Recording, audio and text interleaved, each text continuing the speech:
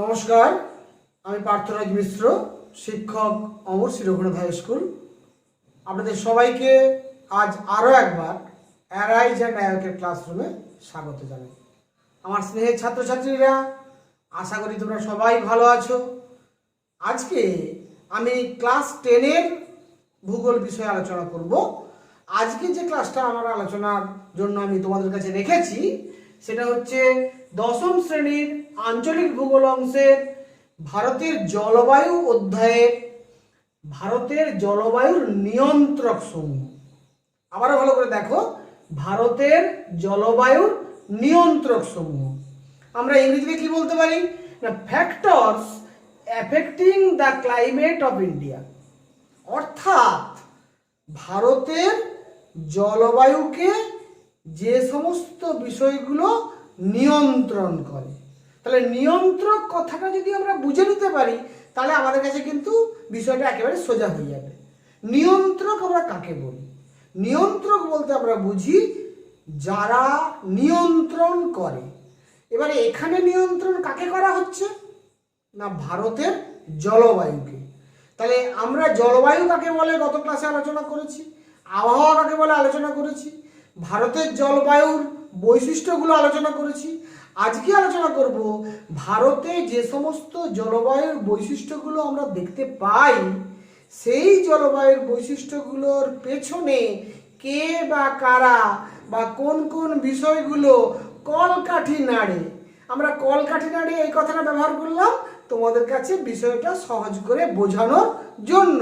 সোজা কথায় বললে যারা নিয়ন্ত্রণ করে তাকেই বলা হয় নিয়ন্ত্রক।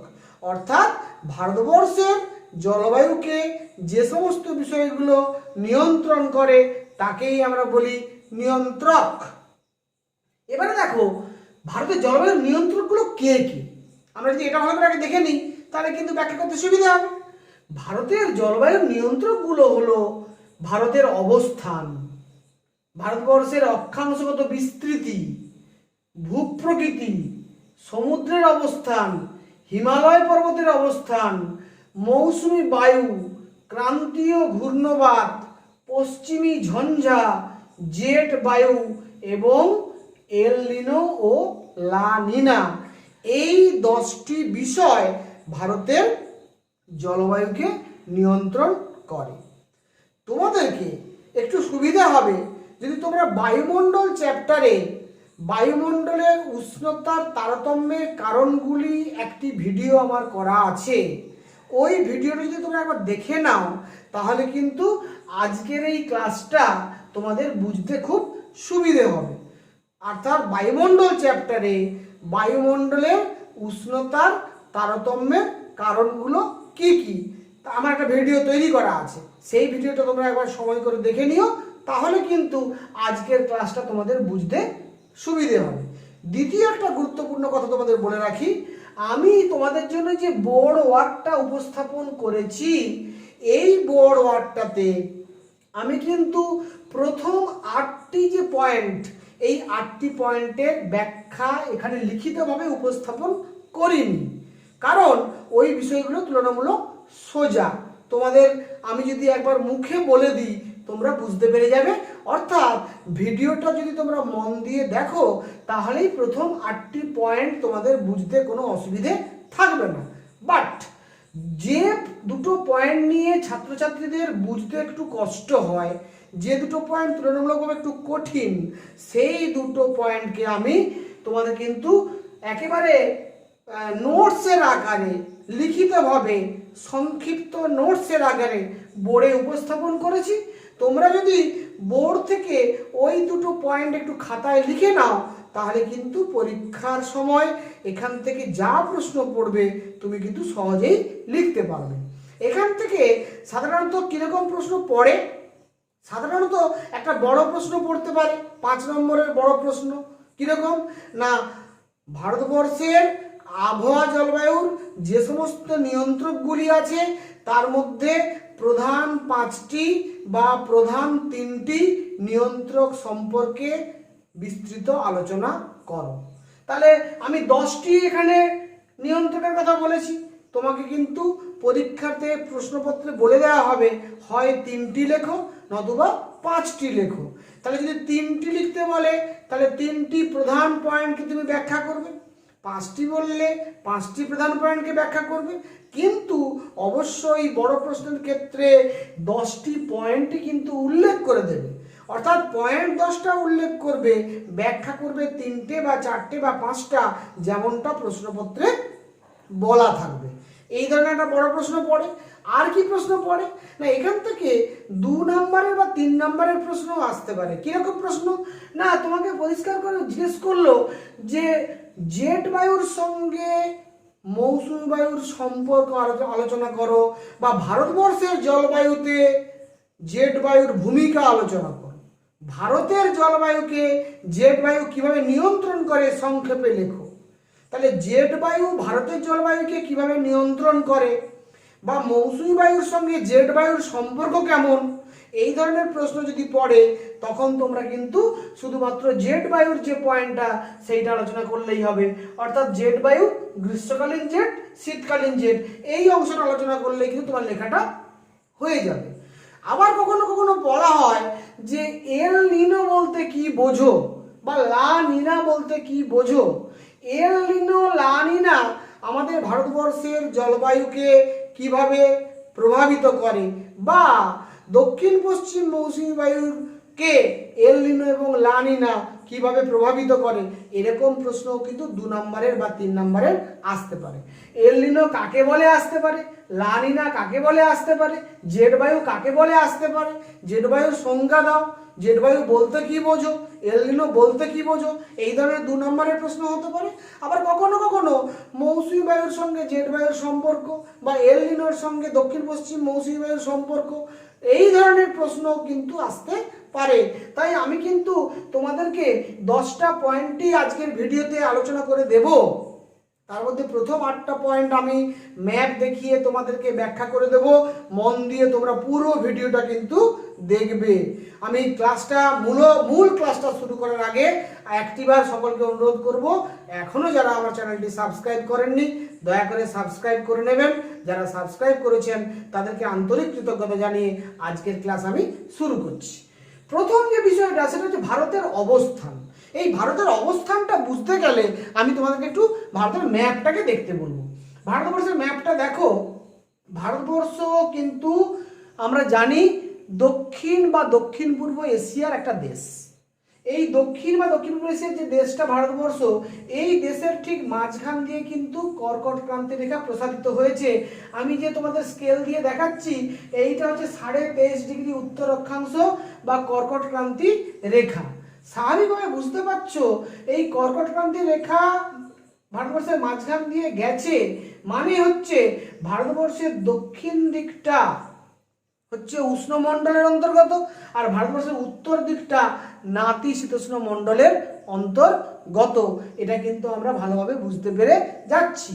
বা আমরা বলবো ভারতবর্ষের দক্ষিণ অংশটা ক্রান্তীয় অঞ্চলে অবস্থিত, আর উত্তর অংশটা উপক্রান্তীয় বা উষ্ণ নাতিশীতোষ্ণ তাপমণ্ডলের অন্তর্গত, এটা আমরা বলতে পারি। তাহলে ভারতবর্ষের অবস্থান পয়েন্টে আমি এইটুকু বলবো যে ভারতবর্ষ দক্ষিণ পূর্ব এশিয়ার একটি দেশ। ভারতবর্ষের মাঝখান দিয়ে কর্কট ক্রান্তি রেখা প্রসারিত, ভারতবর্ষের দক্ষিণ দিক দিয়ে নিরক্ষরেখা প্রসারিত, ভারতবর্ষের দক্ষিণে ভারত মহাসাগরের ওপর দিয়ে নিরক্ষরেখা প্রসারিত। স্বাভাবিকভাবে দক্ষিণ ভারতটা বা উপদ্বীপীয় ভারতটা ক্রান্তীয় অঞ্চলের অন্তর্গত, আর উত্তর ভারতটি আমরা বলবো উপক্রান্তীয় বা উষ্ণ নাতিশীতোষ্ণ মণ্ডলের অন্তর্গত। এই কথাটুকু আমাকে ভারতের অবস্থান পয়েন্টে বলতে হবে। তাই এই দক্ষিণ ভারতের জলবায়ুটা তুলনামূলকভাবে কিছুটা উষ্ণ, আর উত্তর ভারতের জলবায়ুটা তুলনামূলকভাবে কিছুটা নাতিশীতোষ্ণ। এইটা কিন্তু আমরা বুঝতে পারছি, এবং এটাই হচ্ছে এখানে বলতে হবে যে এর অবস্থানটা এখানকার জলবায়ুকে নিয়ন্ত্রণ করছে। দ্বিতীয় পয়েন্ট, অক্ষাংশগত বিস্তৃতি। অক্ষাংশগত বিস্তৃতিও কিন্তু অবস্থানের সঙ্গে খুব একটা ডিফারেন্স নয়। অক্ষাংশগত বিস্তৃতিটা খালি বলে দেবো যে ভারতবর্ষের দক্ষিণ ভাগ এইটা হচ্ছে কন্যাকুমারী অন্তরীপ, আমরা সবাই জানি। এই কন্যাকুমারী অন্তরীপের অক্ষাংশের মান হচ্ছে 8°4' উত্তর অক্ষাংশ। এই 8°4' উত্তর অক্ষাংশ থেকে ভারতবর্ষের উত্তর অংশ 37°6' উত্তর অক্ষাংশ পর্যন্ত বিস্তৃত। তাহলে 8°4' উত্তর অক্ষাংশ থেকে 37°6' উত্তর অক্ষাংশ পর্যন্ত ভারতবর্ষ কিন্তু আমরা বলতে পারি উত্তর দক্ষিণে বিস্তৃত, বা এটা হচ্ছে অক্ষাংশগত বিস্তৃতি। আমরা যদি ভারতবর্ষের একেবারে দক্ষিণতম বিন্দুর কথা ভাবি, এইটা হচ্ছে ইন্দিরা পয়েন্ট বা পিগমিলিয়ন পয়েন্ট, যেটা হচ্ছে আন্দামান নিকোবর দ্বীপপুঞ্জের একেবারে শেষ প্রান্ত, যার অক্ষাংশের মান হচ্ছে 6°45', সরি উত্তর অক্ষাংশ 6°45' উত্তর অক্ষাংশ। এটাই কিন্তু ভারতের দক্ষিণতম বিন্দু। তাহলে ভারতবর্ষের দক্ষিণতম স্থলবিন্দু বললে কন্যাকুমারী অন্তরীপ 8°4' উত্তর, আর ভারতবর্ষের একেবারে দক্ষিণতম বিন্দু বললে ইন্দিরা পয়েন্ট বা পিগমিলিয়ন পয়েন্ট 6°45' উত্তর অক্ষাংশ। আর ভারতবর্ষের উত্তর অংশ যার নাম ইন্দিরা কল, একেবারে জম্মু কাশ্মীরের উত্তর প্রান্তে ইন্দিরা কল, এইটা হচ্ছে 37°6' উত্তর অক্ষাংশ। অর্থাৎ এই ভারতবর্ষ পুরোটাই উত্তর গোলার্ধে অবস্থিত, কিন্তু ভারতবর্ষের মাঝখান দিয়ে কর্কটক্রান্তি রেখা যাওয়ার জন্য দক্ষিণ ভারতটা ক্রান্তীয় অঞ্চলে বা উষ্ণ তাপমণ্ডলের অন্তর্গত, আর উত্তর অংশটা উপক্রান্তীয় অঞ্চলে বা উষ্ণ নাতিশীতোষ্ণ মণ্ডলে অবস্থিত। এই কথাটি বলতে হবে অক্ষাংশের বিস্তৃতি পয়েন্টে। 3 নম্বর বিষয় যেটা ভূপ্রকৃতি। ভূপ্রকৃতি কথাটা বললে তোমাদেরকে প্রথমেই 3টে কথা মনে আসে। সেই 3টে কথা কি কি না, ভূপ্রকৃতি বলতে আমরা বুঝি পাহাড়, পর্বত, মালভূমি এবং সমভূমি।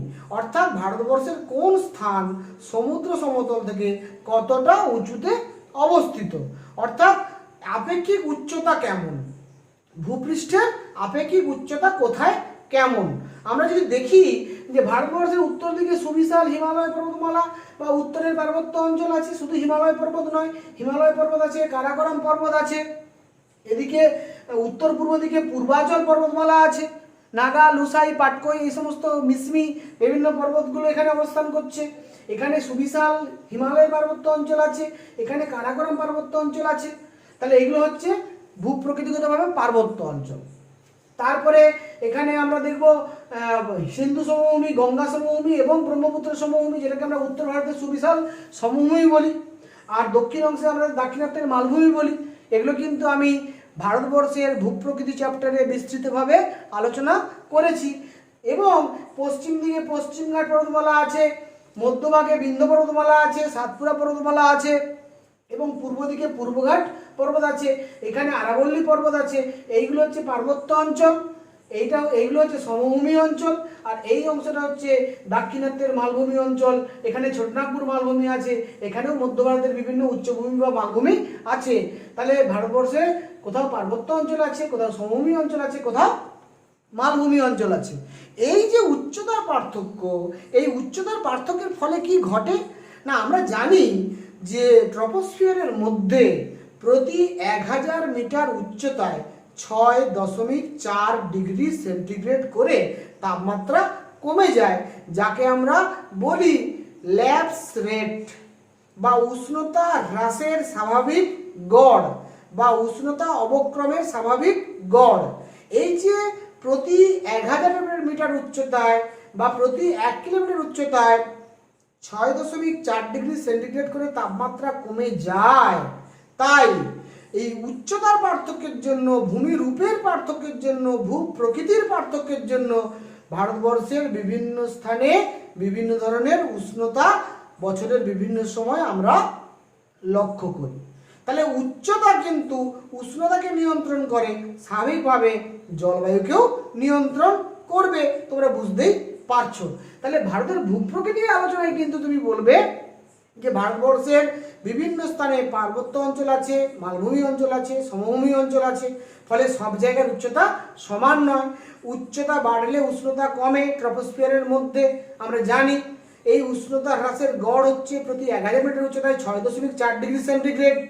অর্থাৎ উচ্চতা বাড়লে যেহেতু উষ্ণতা কমে, তাই ভূপ্রকৃতির পার্থক্যের জন্য ভারতের বিভিন্ন স্থানে জলবায়ুর পার্থক্য আমরা লক্ষ্য করব, অর্থাৎ ভূপ্রকৃতিও কিন্তু পরোক্ষভাবে আমাদের জলবায়ুকে নিয়ন্ত্রণ করছে। তাহলে ভারতের অবস্থান যেমন আমাদের ভারতের জলবায়ুকে নিয়ন্ত্রণ করছে, অক্ষাংশগত বিস্তৃতি যেমন ভারতবর্ষের জলবায়ুকে নিয়ন্ত্রণ করছে, একইভাবে ভূপ্রকৃতিও ভারতবর্ষের জলবায়ুকে নিয়ন্ত্রণ করছে। এই সমস্ত বিষয়গুলোর উপরে কিন্তু আমার ভিডিও বানানো আছে। তোমরা যদি বায়ুমণ্ডল চ্যাপ্টারের ভিডিওগুলো ভালো করে দেখে নাও তাহলে একেবারে ক্লিয়ার বুঝতে পেরে যাবে, কোনো সমস্যা থাকবে না। আমি সেখানে বিস্তৃতভাবে ছবি এঁকে পুরো বিষয়গুলোকে ব্যাখ্যা করেছি। নেক্সট 4 নম্বর পয়েন্ট, সমুদ্রের অবস্থান। আমরা জানি, ম্যাপের দিকে তাকালেই দেখতে পাবো যে ভারতবর্ষের দক্ষিণে আছে ভারত মহাসাগর, ভারতবর্ষের দক্ষিণে আছে ভারত মহাসাগর, আর ভারত মহাসাগরের সঙ্গে সংযুক্ত সাগর হিসাবে ভারতবর্ষের পূর্ব দিকে আছে বঙ্গোপসাগর, যাকে আমরা ইংরেজিতে বে অফ বেঙ্গল বলি, আর পশ্চিম দিকে আছে আরবিয়ান সি বা আরব সাগর। এই আরব সাগর এবং বঙ্গোপসাগর এগুলো আসলে ভারত মহাসাগরেরই অংশ, কিন্তু ভারত মহাসাগরের প্রান্তদেশীয় সাগর আমরা বলতে পারি। কিন্তু বঙ্গোপসাগরটা ভারতবর্ষের পূর্ব দিকে অবস্থান করছে, আরব সাগরটা ভারতবর্ষের পশ্চিম দিকে অবস্থান করছে, আর ভারত মহাসাগরটা ভারতবর্ষের দক্ষিণ দিকে অবস্থান করছে। তাই ভারতবর্ষের দক্ষিণ অংশটাকে আমরা বলি উপদ্বীপীয় ভারত। উপদ্বীপ কাকে বলে না, যে স্থলভাগে 3 দিক জল দ্বারা বেষ্টিত তাকে আমরা উপদ্বীপ বলি। তাহলে ভারতবর্ষের এই উত্তর দিকটা হচ্ছে স্থলভাগের সঙ্গে যুক্ত, বাকি 3 দিক যেহেতু জলের সঙ্গে যুক্ত, তাই দক্ষিণ ভারতটাকে আমরা বলছি ভারতীয় উপদ্বীপ অঞ্চল। এই উপদ্বীপ অঞ্চলে যেটা ঘটে, সমুদ্র থেকে ডিস্টেন্স কম হওয়ার জন্য ভারতবর্ষের এই অংশে কিন্তু আমরা একটুখানি সমভাবাপন্ন জলবায়ু দেখতে পাবো। কেন না, সমুদ্রের প্রভাবে। সমুদ্র থেকে যত দূরের দিকে যাব, যত স্থলভাগের অভ্যন্তরে যাব, তত জলবায়ু চরম ভাবাপন্ন হবে। সমুদ্র থেকে যত দূরে যাব তত জলবায়ু চরম ভাবাপন্ন হবে। তাই কলকাতার থেকে দিল্লি বা কলকাতা এবং ভোপাল একই অক্ষাংশে অবস্থিত হওয়া সত্ত্বেও কলকাতার জলবায়ু সমভাবাপন্ন, ভোপালের জলবায়ু কিন্তু সমভাবাপন্ন। তাহলে উপকূলীয় অঞ্চলের জলবায়ু সমভাবাপন্ন আমরা দেখতে পাবো। আবার ক্রান্তীয় অঞ্চলে অবস্থিত হওয়ার জন্য দাক্ষিণাত্যের মালভূমির মধ্যভাগের জলবায়ুটা আবার উষ্ণতা একটু বেশি থাকে, যেখানে পাহাড় পর্বত আছে সেখানে আবার উচ্চতার কারণে উষ্ণতা কমে যায়। ফলে সবগুলোরই কিন্তু গুরুত্বপূর্ণ ফ্যাক্টর আছে।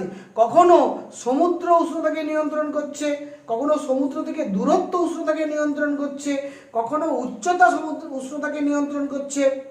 তাহলে বুঝতেই পারছো যে একটা কোনো নির্দিষ্ট পয়েন্ট কিন্তু জলবায়ুকে নিয়ন্ত্রণ করে না। জলবায়ুকে যে নিয়ন্ত্রণ করে, কোথাও উষ্ণতা বেশি হয়, কোথাও উষ্ণতা মাঝারি হয়, কোথাও উষ্ণতা কম হয়, তার পেছনে কোথাও অবস্থানগত কারণ লুকিয়ে আছে, কোথাও অক্ষাংশের বিস্তৃতিগত কারণ লুকিয়ে আছে, কোথায় ভূপ্রকৃতিগত কারণ লুকিয়ে আছে, কোথাও আবার সমুদ্রের অবস্থানটাও কিন্তু গুরুত্বপূর্ণ ভূমিকা পালন করছে। সমুদ্র তীরবর্তী অঞ্চলে জলবায়ু সমভাবাপন্ন, আর সমুদ্র থেকে দূরবর্তী স্থানের জলবায়ু চরমভাবাপন্ন আমরা হতে দেখি। এরপরে আসছি হিমালয় পর্বতের অবস্থান। তোমরা সবাই জানো, এটা নিয়েও আমি আলাদা একটা ভিডিও বানিয়েছি যে হিমালয়ের গুরুত্ব। এই হিমালয় পর্বতটা ভারতবর্ষের উত্তর দিকে বিস্তৃত থাকার জন্য এই হিমালয় পর্বতে কিন্তু বাধা পেয়ে, ধাক্কা খেয়ে দক্ষিণ পশ্চিম মৌসুমী বায়ুর বঙ্গোপসাগরীয় শাখা, বিশেষত মেঘালয় মালভূমি, পূর্বাঞ্চলের পর্বত এবং পূর্ব হিমালয়ের বিস্তীর্ণ অংশে প্রচুর বৃষ্টিপাত ঘটায় এবং গোটা হিমালয়ের দক্ষিণ ভাগে বৃষ্টিপাত ঘটায়, কিন্তু এই অংশের বৃষ্টিপাত কিন্তু সব থেকে বেশি। আমরা জানি যে ভারতবর্ষ তথা পৃথিবীর বৃষ্টিবহুল অঞ্চলের নাম হচ্ছে চেরাপুঞ্জির মৌসিন রাম, মেঘালয় মালভূমির অন্তর্গত। ফলে এই অংশটা কিন্তু হিমালয় পর্বতের সব থেকে বেশি বৃষ্টিপাত হয়। গোটা হিমালয় পার্বত্য অঞ্চলের দক্ষিণ অংশে কিন্তু বৃষ্টিপাত বেশি হয়। অর্থাৎ হিমালয় পর্বত প্রাচীরের মতো অবস্থান করার জন্য দক্ষিণ পশ্চিম মৌসুমী বায়ুর বঙ্গোপসাগরীয় শাখা মূলত হিমালয় পর্বতে বাধা পেয়ে গোটা ভারতবর্ষে বৃষ্টিপাত ঘটায় এবং ভারতবর্ষের জলবায়ুকে, ভারতবর্ষের কৃষিকে নিয়ন্ত্রণ করতে সাহায্য করে। শুধুমাত্র তাই নয়, এই হিমালয় পর্বত সুবিশাল প্রাচীনের মতো বিশাল লম্বালম্বিভাবে উত্তর দিকে পূর্ব পশ্চিমে বিস্তৃত হয়ে অবস্থান করার জন্য শীতকালের মধ্য এশিয়ার বা সাইবেরিয়ার শীতল বাতাস কিন্তু ভারতবর্ষে প্রবেশ করতে পারে না। তার ফলে কিন্তু ভারতবর্ষে শীতকালে তাপমাত্রা খুব বেশি কমে যায় না, শীতের তীব্রতা অত বেশি বাড়ে না। তাই ভারতবর্ষের শীতকালটা মোটামুটিভাবে মৃদু শীতল শীতকাল আমরা বলতে পারি। এই হিমালয় না থাকলে কিন্তু মধ্য এশিয়া, চীন এবং সাইবেরিয়ার ঠান্ডা বাতাস ভারতবর্ষে ঢুকে গিয়ে ভারতবর্ষের তাপমাত্রা আরও কমিয়ে দিত। ফলে হিমালয় পর্বত কিন্তু এই শীতকালের তাপমাত্রা কমাতে, যাতে বেশি কমতে না পারে, সেক্ষেত্রেও গুরুত্বপূর্ণ ভূমিকা পালন করছে বা নিয়ন্ত্রণের ভূমিকা পালন করছে। এটাই হচ্ছে হিমালয় পর্বতের অবস্থানগত গুরুত্ব। নেক্সট হচ্ছে মৌসুমী বায়ু। আমরা জানি যে ভারতবর্ষ মৌসুমী জলবায়ুর দেশ। মৌসুমী বায়ু বেসিক্যালি একটা সাময়িক বায়ু। এটাকে আমরা বলতে পারি ঋতুভিত্তিক বায়ু। গ্রীষ্মকালে দক্ষিণ পশ্চিম মৌসুমী বায়ু ভারত মহাসাগর থেকে ভারতবর্ষের দিকে আসে এবং তার প্রভাবে কিন্তু বৃষ্টিপাত হয়। দক্ষিণ পশ্চিম মৌসুমী বায়ু আরব সাগরীয় শাখার প্রভাবে পশ্চিমের পশ্চিম ধারে বাধা পেয়ে এখানে প্রচুর বৃষ্টিপাত ঘটায়। আর দক্ষিণ পশ্চিম মৌসুমী বায়ু বঙ্গোপসাগরীয় শাখার প্রভাবে হিমালয় পর্বতের ঢাকাকে বাকি উত্তর ভারতের বিস্তীর্ণ অঞ্চলে বৃষ্টিপাত হয়। ফলে এই যে মৌসুমী বায়ু, গ্রীষ্মকালে যে দক্ষিণ পশ্চিম মৌসুমী বায়ু ভারতবর্ষে আসছে এবং শীতকালে উত্তর পূর্ব মৌসুমী ভারতবর্ষ থেকে আবার ভারত মহাসাগর থেকে ফিরে যাচ্ছে, তার ফলে শীতকাল যেহেতু স্থলভাগ থেকে জলভাগের দিকে বাতাস প্রবাহিত হয়, তাই উত্তর পূর্ব মৌসুমী বায়ু কিন্তু বৃষ্টিপাত ঘটায় না সেই অর্থে। তাই ভারতবর্ষের শীতকালটা শুষ্ক থাকে। তাই আমরা বলেছি গ্রীষ্মকাল উষ্ণ এবং আর্দ্র, আর শীতকাল মৃদু শীতল এবং শুষ্ক। অর্থাৎ গ্রীষ্মকালে দক্ষিণ পশ্চিম মৌসুমী বায়ুর প্রভাবে উষ্ণতা এবং আর্দ্রতা থাকে, আর শীতকালে উত্তর পূর্ব মৌসুমী বায়ুর প্রভাবে যেহেতু এটা স্থলবায়ু, তাই জলীয় বাষ্প থাকে না, তাই বৃষ্টি হয় না। তাই কিন্তু এই বাতাসটা স্থলভাগ থেকে সমুদ্রের দিকে যায়, তাই কিন্তু এখানে বৃষ্টি হচ্ছে না। ফলে মৌসুমী বায়ু কিন্তু আমাদের এই যে দক্ষিণ পশ্চিম মৌসুমী বায়ু এবং উত্তর পূর্ব মৌসুমী বায়ু, গ্রীষ্মকালীন মৌসুমী বায়ু এবং শীতকালীন মৌসুমী বায়ু, এই দুটো মৌসুমী বায়ু কিন্তু অ্যাকচুয়ালি ভারতবর্ষের জলবায়ুকে অনেকটা নিয়ন্ত্রণ করছে আমরা বলতে পারি। জলবায়ুকে নিয়ন্ত্রণ করছে মানে বেসিক্যালি ভারতবর্ষে উষ্ণতাকে নিয়ন্ত্রণ করছে, ভারতবর্ষের বায়ুর চাপকে নিয়ন্ত্রণ করছে, ভারতবর্ষের বায়ু প্রবাহকে নিয়ন্ত্রণ করছে, ভারতবর্ষের বায়ুর আর্দ্রতাকে নিয়ন্ত্রণ করছে, ভারতবর্ষে বায়ু বৃষ্টিপাতকে নিয়ন্ত্রণ করছে। যেগুলো আবহাওয়া জলবায়ুর উপাদান বা বায়ুমণ্ডলের উপাদান, তার মধ্যে প্রধান উপাদান হচ্ছে বায়ুর উষ্ণতা। বায়ুর উষ্ণতাকে নিয়ন্ত্রণ করা মানেই বায়ুর চাপ, বায়ু প্রবাহ, বায়ুর আর্দ্রতা, মেঘাচ্ছন্নতা এবং বৃষ্টিপাত সবকিছু নিয়ন্ত্রিত হয়ে যাবে। তাই কিন্তু আমরা দেখি যে এই সমস্ত নিয়ন্ত্রকগুলো এরা কিন্তু সামগ্রিকভাবে ভারতের জলবায়ুকে নিয়ন্ত্রণ করছে। এরপরে আসছি ক্রান্তীয় ঘূর্ণবাত। তোমরা সবাই জানো যে আমাদের এই যে বঙ্গোপসাগর বিশেষত্ব, আর এবং আরব সাগরেও হয়, একটু কম হয়, পরিমাণে কম। এই যে বঙ্গোপসাগর এবং ভারত মহাসাগর, এই অংশে কিন্তু বছরে বেশ কিছু ক্রান্তীয় ঘূর্ণবাত সৃষ্টি হয়। এই ক্রান্তীয় ঘূর্ণবাতগুলোর প্রভাবে ভারতবর্ষে প্রচুর নিম্নচাপের প্রভাবে বৃষ্টি হয়। কখনো কখনো সেই ঘূর্ণবাত যখন ঘূর্ণিঝড়ে পরিণত হয়, সেই ঘূর্ণিঝড়ের প্রভাবে কিন্তু সাইক্লোন সৃষ্টি হয় এবং সাইক্লোনের ফলে ঝড় এবং বৃষ্টি দুটোই ঘটতে থাকে। এই যে বে অফ বেঙ্গল বা বঙ্গোপসাগরে ঘূর্ণবাতগুলো সৃষ্টি হয়, সেই ঘূর্ণবাতগুলো সৃষ্টির পেছনে মূলত দুটো কারণ দায়ী। একটা হচ্ছে দক্ষিণ পশ্চিম মৌসুমী বায়ু যখন বঙ্গোপসাগরীয় শাখা, সেটার আর্দ্র বায়ু যখন ভারতবর্ষে ঢোকে, আর আমাদের স্থলভাগের যে শুষ্ক বায়ুপুঞ্জ, এই আর্দ্র বায়ুর সঙ্গে শুষ্ক বায়ুপুঞ্জের মিলনের ফলে ঘূর্ণবাত সৃষ্টি হয়। আবার শীতকালে আমাদের এই পশ্চিম বায়ু যখন ভারতবর্ষের উত্তর পশ্চিম দিক দিয়ে হিমালয় পর্বতের দিক দিয়ে ভারতবর্ষে ঢোকে, সেই শীতল পশ্চিমা বায়ুর সঙ্গে প্রত্যাবর্তনকারী মৌসুমী বায়ুর ফলেও কিন্তু ঘূর্ণবাত হয় এবং এখানে পশ্চিমী ঝঞ্ঝার সৃষ্টি হয়। ফলে ঘূর্ণবাত, ক্রান্তীয় ঘূর্ণবাত এবং পশ্চিমী ঝঞ্ঝা, এ দুটো কিন্তু ভারতবর্ষের উষ্ণতাকে, ভারতবর্ষের বৃষ্টিপাতকে, সামগ্রিকভাবে ভারতবর্ষের জলবায়ুকে নিয়ন্ত্রণ করছে। তাহলে ক্রান্তীয় ঘূর্ণবাত এবং পশ্চিমী ঝঞ্ঝা, শীতকালে পশ্চিমী ঝঞ্ঝাটা হয় মূলত শীতল পশ্চিমা বায়ুর সঙ্গে, শীতল এবং শুষ্ক পশ্চিমা বায়ুর সঙ্গে আর্দ্র প্রত্যাবর্তনকারী মৌসুমী বায়ুর সংঘর্ষে সৃষ্ট যে পশ্চিমী ঝঞ্ঝা, তার প্রভাবে শীতকালে উত্তর পশ্চিম ভারতে সামান্য কিছু বৃষ্টিপাত সংঘটিত হয়। আর মূলত গ্রীষ্মকালের শুরুতে একবার আর গ্রীষ্মকালের শেষে একবার।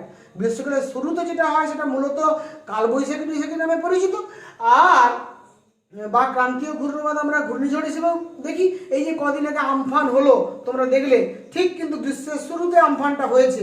আবার এখন আশ্বিন মাস চলছে, এবারে আবার কিন্তু ভারত মহাসাগর তথা বঙ্গোপসাগরে ঘূর্ণিবাদ সৃষ্টির সময় হয়েছে। এখানে ঘূর্ণিবাদ সৃষ্টি হবে, তার প্রভাবে কিন্তু আমরা দেখবো এই ক্রান্তীয় ঘূর্ণিবাদের প্রভাবে সাইক্লোন সৃষ্টি হচ্ছে। অর্থাৎ এই অক্টোবর নভেম্বর মাস কিন্তু আবার ঘূর্ণিবাদ সৃষ্টির মাস, এটা আমরা দেখব। তার প্রভাবে কিন্তু ভারতবর্ষের জলবায়ু প্রভাবিত হবে। সবশেষে চলে আসছি জেট বায়ু, যেটা আমি আগেই বলেছি ভেরি ইম্পর্টেন্ট, এবং এল নিনো লা নিনা এই দুটো বেশি ইম্পর্টেন্ট, কারণ এখান থেকে 2 নম্বর এবং 3 নম্বরের প্রশ্ন পড়ে। তাই জেট বায়ু এবং এল নিনো লা নিনা তোমাদেরকে আমি বোর্ডে কিন্তু নোটস আকারে দিয়ে দিয়েছি, তোমরা কিন্তু নোটসটা কালেক্ট করে নেবে, খাতায় লিখে নেবে। আর বাকি পয়েন্টগুলো কিন্তু তোমাদেরকে ভিডিওতে যে আমি ব্যাখ্যা করলাম ম্যাপ দেখিয়ে, ওই ব্যাখ্যাটা তোমরা দেখলেই বুঝতে পেরে যাবে। তাহলে জেট বায়ু আলোচনাতে শুরুতে বলি, জেট বায়ু ব্যাপারটা কি।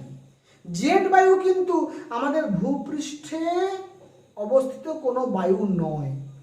আমাদের ভূপৃষ্ঠে যে বায়ুগুলো প্রবাহিত হয়, ভূপৃষ্ঠের ওপর দিয়ে, ভূপৃষ্ঠের সমান্তরালে যে বায়ুগুলো প্রবাহিত হয় নিম্ন বায়ুমণ্ডলীয় স্তরে, সেই বায়ুটা কিন্তু নয়। জেট বায়ু সম্পূর্ণ আলাদা। আমাদের ভূপৃষ্ঠের নিম্ন মানে ভূপৃষ্ঠ সংলগ্ন অঞ্চলে যে বায়ুটা প্রবাহিত হয়, ট্রপোস্ফিয়ারের নিচে যে বায়ুটা প্রবাহিত হয়, সে বায়ু মূলত 4 রকমের। একটা হচ্ছে নিয়ত বায়ু, একটা হচ্ছে সাময়িক বায়ু, একটা হচ্ছে আকস্মিক বায়ু, একটা হচ্ছে স্থানীয় বায়ু। এগুলোর উপরে বিস্তৃত ক্লাস আমি কিন্তু করেছি। জেট বায়ুটা কিন্তু ট্রপোস্ফিয়ারের ঊর্ধ্ব সীমানায় হয়। ট্রপোস্ফিয়ার আমরা কোথায় জানি না, আমরা জানি নিরক্ষীয় অঞ্চলে ট্রপোস্ফিয়ার ভূপৃষ্ঠ থেকে প্রায় 18 কিলোমিটার উঁচুতে অবস্থিত, আর মেরু অঞ্চলে ট্রপোস্ফিয়ার ভূপৃষ্ঠ থেকে 8 থেকে 10 কিলোমিটার উঁচুতে অবস্থিত।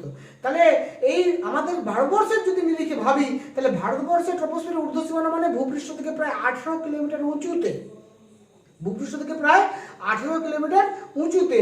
ওই জন্য বলেছি ট্রপোস্ফিয়ারের ঊর্ধ্ব সীমানায় সংকীর্ণ, দ্রুতগতি সম্পন্ন, সর্পিলাকার একটি বায়ু প্রবাহিত হয়, সেই বায়ুটাকে আমরা বলছি জেট বায়ু। এই জেট বায়ু মেরু প্রদেশ থেকে নিরক্ষীয় অঞ্চল পর্যন্ত প্রবাহিত হয়। একদম মেরু অঞ্চলে স্টার্ট হয়, নিরক্ষীয় অঞ্চলে এসে শেষ হয়। এই জেট বায়ু সাধারণত 3 রকমের: মেরুদেশীয় জেট, উপক্রান্তীয় জেট এবং ক্রান্তীয় জেট। আমাদের ভারতবর্ষের জলবায়ুকে প্রভাবিত করে মূলত উপক্রান্তীয় জেট এবং ক্রান্তীয় জেট। উপক্রান্তীয় জেট মূলত প্রভাব বিস্তার করে আমরা বলতে পারি শীতকালে, আর ক্রান্তীয় জেট প্রভাব বিস্তার করে গ্রীষ্মকালে।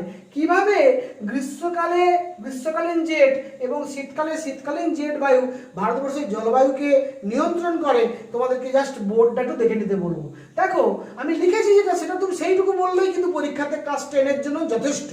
তোমরা দেখো গ্রীষ্মকালে ইন্দোচীন থেকে দক্ষিণ ভারত মহাসাগর হয়ে আফ্রিকার দিকে ঊর্ধ্ব ট্রপোস্ফিয়ারে যে তীব্র গতিসম্পন্ন বাতাস প্রবাহিত হয়, তাহা ক্রান্তীয় পূবালি জেট নামে পরিচিত। অর্থাৎ এই জেটটার নাম হচ্ছে ক্রান্তীয় পূবালি জেট। আমি বলেছিলাম যে গ্রীষ্মকালীন জেটটা হচ্ছে ক্রান্তীয় জেট, এই ক্রান্তীয় জেটের নাম ক্রান্তীয় পূবালি জেট। কেন ক্রান্তীয় পূবালি জেট? না, এটা পূর্ব দিক থেকে পশ্চিম দিকে যায়। তাহলে ট্রপোস্ফিয়ারের ঊর্ধ্ব সীমানায় পূর্ব দিক থেকে পশ্চিম দিকে যায়। তাহলে পূর্ব দিক থেকে কোনখান থেকে আসে? ওটা আসে কিন্তু ইন্দোচীনের দিক থেকে। ইন্দোচীন মানে কোনটা? না, ভিয়েতনাম, লাওস, কম্বোডিয়া। অর্থাৎ আমরা যদি একটু তোমাদের এই পৃথিবীর মানচিত্রটা দেখিয়ে বোঝাই, তাহলে বুঝতে পারবে। এই যে পোর্শনটা দেখো, এইখানটা বঙ্গোপসাগর আছে, এই বঙ্গোপসাগর এদিকে মায়ানমার আছে, তারপরে কিন্তু থাইল্যান্ড আছে, তারপরে লাওস, ভিয়েতনাম, কম্বোডিয়া আছে। ওটাকে আমরা ইন্দোচীন বলি। আমি এই পৃথিবীর মানচিত্রটা তোমাদের জন্য দেখাচ্ছি, তোমাদের বুঝতে সুবিধা হবে বলে তোমরা একটু দেখে নাও। এইটা হচ্ছে পৃথিবীর মানচিত্র, এইটা দেখলে বুঝতে পেরে যাবে। এইটা হচ্ছে আমার, দেখো এই পোর্শনটা হচ্ছে ভিয়েতনাম, লাওস, কম্বোডিয়া, যে হলুদ রং, লাল রং, এইটা অর্থাৎ বঙ্গোপসাগরের পূর্ব দিকে এটা আছে। এই ইন্দোচীন থেকে বঙ্গোপসাগরের উপর দিয়ে, দক্ষিণ ভারতের উপর দিয়ে, আরব সাগরের উপর দিয়ে, সৌদি আরব হয়ে আফ্রিকা পর্যন্ত গ্রীষ্মকালে যে ক্রান্তীয় জেট বায়ু ট্রপোস্ফিয়ারের ঊর্ধ্বসীমানা দিয়ে প্রবাহিত হয়, তার নাম ক্রান্তীয় পূবালি জেট। এই ক্রান্তীয় পূবালি জেট যত সক্রিয় হবে, তত কিন্তু গ্রীষ্মকালে দক্ষিণ পশ্চিম মৌসুমী বায়ু সক্রিয় হবে। তাহলে পূবালি জেট সক্রিয় হলে দক্ষিণ দক্ষিণ পশ্চিম মৌসুমী বায়ু সক্রিয় হবে এবং দক্ষিণ পশ্চিম মৌসুমী বায়ু ভারত মহাসাগর থেকে ভারতবর্ষের স্থলভাগের দিকে ঢুকবে এবং প্রচুর পরিমাণে বৃষ্টিপাত ঘটাবে, বা বর্ষাকালে ভারতবর্ষে যে বৃষ্টিপাত হওয়ার কথা সে বৃষ্টিপাতটা দক্ষিণ পশ্চিম মৌসুমী বায়ুর প্রভাবে সংঘটিত হবে ভারতবর্ষের বুকে। যদি যে ক্রান্তীয় পূবালি জেট সক্রিয় না হয় তাহলে দক্ষিণ পশ্চিম মৌসুমী বায়ু সক্রিয়তা পাবে না, ফলে মৌসুমী বায়ু ভারতবর্ষে ঢুকলেও বৃষ্টিপাত কিন্তু কম হবে। এইটাকে বলছি ক্রান্তীয় পূবালি জেট। এরপর আমি আসছি উপক্রান্তীয় পশ্চিমা জেট। উপক্রান্তীয় পশ্চিমা জেটটা অ্যাকচুয়ালি পশ্চিম দিক থেকে ভারতবর্ষের উত্তর দিক দিয়ে এইভাবে প্রবাহিত হয়, এইটাকে বলা হচ্ছে উপক্রান্তীয় পশ্চিমা জেট। পশ্চিম দিক থেকে আসে বলে এর নাম পশ্চিমা জেট, উপক্রান্তীয় অঞ্চলে প্রবাহিত হয় বলে নাম উপক্রান্তীয় পশ্চিমা জেট। সেটা কি হয় না, সেটা মূলত কিন্তু শীতকালে ঘটে। শীতকালে দক্ষিণ পশ্চিম মৌসুমী বায়ু যখন ফিরে যাওয়ার সময় হয়ে যায় তখন কিন্তু মধ্য অক্ষাংশীয় উপক্রান্তীয় পশ্চিমা জেট ভারতের উত্তর অংশে সক্রিয় হয়, অর্থাৎ এইখান থেকে জেট বায়ুটা কিন্তু এইভাবে প্রবাহিত হয়ে এসে উত্তর ভারতের এই অংশে পাঞ্জাব, হরিয়ানা, উত্তরপ্রদেশ এই রিজিয়নটায় সক্রিয় হয়। যখন এই অংশে এই পশ্চিমা জেট উপক্রান্তীয় পশ্চিমা জেট সক্রিয় হবে তখন ভারতবর্ষের স্থলভাগে একটি বিশাল উচ্চচাপ কেন্দ্রের সৃষ্টি হবে এবং এই উচ্চচাপ কেন্দ্রটি সৃষ্টি হলে কিন্তু এখান থেকে উত্তর পূর্ব মৌসুমী বায়ু প্রবাহিত হবে ভারত মহাসাগরের দিকে বা দক্ষিণ পশ্চিম দিকে। তার ফলে ভারতবর্ষে শীতকালের সূচনা হবে এবং ভারতবর্ষে বৃষ্টিপাত হবে না, ভারতবর্ষ শীতকালে শুষ্ক থাকবে। তাহলে যতক্ষণ না পশ্চিমা উপক্রান্তীয় পশ্চিমা জেটটা সক্রিয় হবে ততক্ষণ ভারতবর্ষের মধ্যভাগে উত্তর পশ্চিম ভারতে উচ্চচাপ বলয়টা শক্তিশালী হবে না, ততক্ষণ পর্যন্ত উত্তর পূর্ব মৌসুমী বায়ু সক্রিয় হতে পারবে না। তাহলে আমরা বুঝতে পারছি যে জেট বায়ু কিন্তু মৌসুমী বায়ুকে প্রচণ্ড গুরুত্বপূর্ণভাবে বা গভীরভাবে প্রভাবিত করে। জেট বায়ু যেমন সক্রিয় হবে মৌসুমী বায়ু তেমন সক্রিয় হবে। অ্যাকচুয়ালি দক্ষিণ পশ্চিম মৌসুমী বায়ু সক্রিয় হয় ক্রান্তীয় পূবালি জেটের মাধ্যমে, আর উত্তর পূর্ব মৌসুমী বায়ু সক্রিয় হয় উপক্রান্তীয় পশ্চিমা জেটের মাধ্যমে। সেই কথাগুলোই কিন্তু আমি বলেছি তোমাদের দুটো পয়েন্টে। এবারে আসছি এল নিনো এবং লা নিনা। এল নিনো আর লা নিনা এটাও ইন্টারেস্টিং, একটুখানি তোমাদেরকে ম্যাপ দেখতে বলবো। এইটা আমার পৃথিবীর মানচিত্র। এই পৃথিবীর মানচিত্রে এইটা দক্ষিণ আমেরিকা মহাদেশ, এইটা উত্তর আমেরিকা মহাদেশ, এটা এশিয়া মহাদেশ, এটা ওসিয়ানিয়া মহাদেশ। এই একদিকে হচ্ছে উত্তর আমেরিকা, দক্ষিণ আমেরিকা, অপরদিকে এশিয়া এবং ওসিয়ানিয়া। এই চারটি মহাদেশের মাঝখানে আমাদের প্রশান্ত মহাসাগর অবস্থান করছে। প্রশান্ত মহাসাগরের পূর্ব দিকে কিন্তু আমরা দেখব মানে এখানে কিন্তু দক্ষিণ আমেরিকা মহাদেশ আছে আর উত্তর আমেরিকা মহাদেশ আছে। এই অংশের নাম উত্তর প্রশান্ত মহাসাগর আর নিরক্ষরেখার এই অংশের নাম দক্ষিণ প্রশান্ত মহাসাগর। তাহলে নিরক্ষরেখার উত্তর দিকের অংশটার নাম উত্তর প্রশান্ত, নিরক্ষরেখার দক্ষিণ দিকের অংশটার নাম দক্ষিণ প্রশান্ত, আর নিরক্ষরেখা প্রসারিত হয়েছে ঠিক এর উপর দিয়ে। আমরা জানি ব্রাজিলের উপর দিয়ে, দক্ষিণ আমেরিকার উত্তর অংশ দিয়ে, আফ্রিকার মাঝখান দিয়ে, ভারতবর্ষের দক্ষিণ দিক দিয়ে এইভাবে নিরক্ষরেখাটা প্রসারিত। নিরক্ষরেখার ঠিক পথ থেকেই কিন্তু ক্রান্তীয় অঞ্চল শুরু। এখানে পেরু বলে একটা দেশ আছে, ইকুয়েডর বলে একটা দেশ আছে দক্ষিণ আমেরিকা। এই পেরু এবং ইকুয়েডর উপকূলে কোনো কোনো বছর প্রশান্ত মহাসাগরে একটি উষ্ণ সমুদ্র স্রোত সৃষ্টি হয়। এই উষ্ণ সমুদ্র স্রোত যখন এখানে সৃষ্টি হয় পেরু এবং ইকুয়েডর উপকূলে, তখন কিন্তু এই অংশে প্রশান্ত মহাসাগরে গভীর নিম্নচাপ কেন্দ্রের সৃষ্টি হয় এবং এই গভীর নিম্নচাপের প্রভাবে কিন্তু আমাদের দেখব দক্ষিণ আমেরিকার পশ্চিম অংশে প্রচুর বৃষ্টিপাত, ঝড় ঝঞ্ঝা ইত্যাদি সৃষ্টি হয়। যে বছর এই পেরু এবং ইকুয়েডর উপকূলে উষ্ণতা বেড়ে যাওয়ার কারণে এল নিনো নামক উষ্ণ প্রশান্ত মহাসাগরীয় স্রোত সৃষ্টি হয়, সেই বছর কিন্তু এখানে ঝড়ঝঞ্ঝা বেশি হয়। যেমন একটা বিপদ ঘটে, কি ঘটে না, ভারত মহাসাগরের কিন্তু দক্ষিণ পশ্চিম মৌসুমী বায়ু দুর্বল হয়ে পড়ে। ভারত মহাসাগরে তথা বঙ্গোপসাগরে এবং আরব সাগরে কিন্তু ঘূর্ণবাত সৃষ্টি হয় না।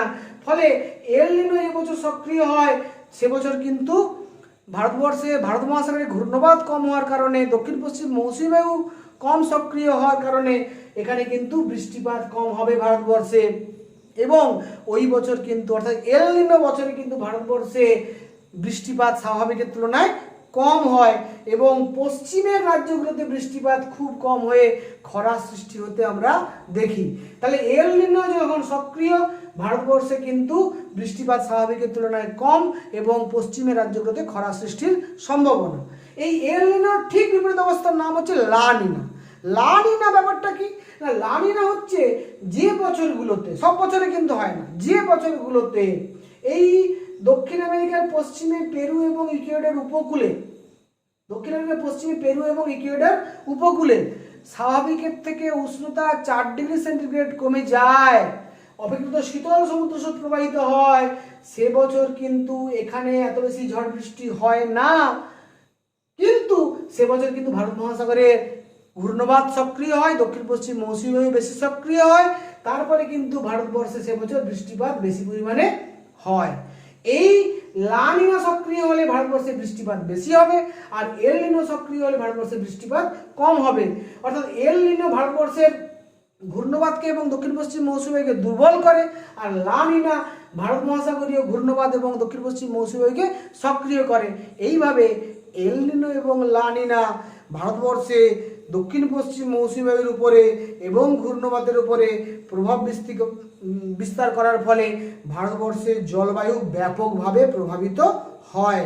ফলে জেট বায়ু এবং এল নিনো লা নিনা এই দুটো বর্তমানে ভারতের জলবায়ুকে প্রভাবিত করার ক্ষেত্রে পরোক্ষভাবে এবং প্রত্যক্ষভাবে অত্যন্ত গুরুত্বপূর্ণ ভূমিকা পালন করে। তাহলে আমার স্নেহের ছাত্ররা, তোমরা নিশ্চয়ই বুঝতে পারছো যে 10টি পয়েন্ট আমি এখানে তোমাদের জন্য লিখেছি, তার মধ্যে 8টি পয়েন্ট আমি তোমাদের আলোচনা করে দিলাম ম্যাপ দেখিয়ে, বাকি 2টি পয়েন্ট আমি তোমাদের এখানে কিন্তু একেবারে নোটস আকারে লিখে দিয়েছি। তোমরা আমার ভিডিওটা ভালো করে শুনবে, তোমরা নোটসটা খাতায় লিখে নেবে, তাহলে এখান থেকে যে কোনো প্রশ্নের উত্তর তুমি কিন্তু খুব সহজেই দিতে পারবে এবং তোমার কনসেপ্ট একেবারে ক্লিয়ার হয়ে যাবে, এটা আমি ভালো বিশ্বাস করি। যাই হোক, যদি তোমাদের এই ভিডিওটা ভালো লাগে, যদি তোমাদের এই ক্লাসটা ভালো লাগে, যদি তোমাদের উপকারে লাগে, তাহলে অবশ্যই লাইক করো এবং ভিডিওটা শেয়ার করো, এবং যারা এখনও আমার চ্যানেলটি সাবস্ক্রাইব করোনি তারা সাবস্ক্রাইব করে নিও, যারা সাবস্ক্রাইব করেছেন তাদেরকে আমি আন্তরিক কৃতজ্ঞতা জানাই। এবং আজকে এখানেই আমার ক্লাস শেষ করছি। আপনাদের সবাইকে যথাযোগ্য স্থানে সম্মান, শ্রদ্ধা, শুভেচ্ছা এবং আমার স্নেহের ছাত্রদের ভালোবাসা জানিয়ে থ্যাংক ইউ ভেরি মাচ।